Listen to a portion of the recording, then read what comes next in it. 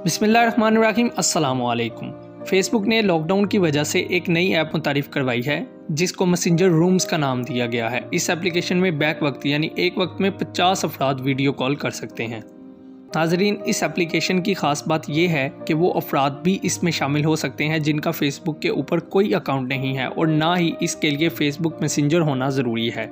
मज़ीद डिस्कस करने से पहले आप लोगों से गुजारिश है कि मेरे चैनल को सब्सक्राइब करें और साथ ही बेल आइकन के बटन को भी दबा दें ताकि आपको हर आने वाली अपडेट मिलती रहे।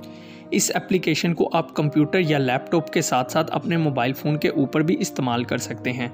इसका इस्तेमाल कुछ यूँ है कि आप मैसेंजर रूम्स की एप्लीकेशन को डाउनलोड करेंगे। इसको डाउनलोड करने के बाद आप इसको गूगल से भी अपने अकाउंट के साथ अटैच कर सकते हैं या नया साइन अप भी कर सकते हैं। नाजरीन, एक दफ़ा फिर मैं आपको बताता चलूं कि इस एप्लीकेशन के लिए फ़ेसबुक या मैसेंजर का होना ज़रूरी नहीं है।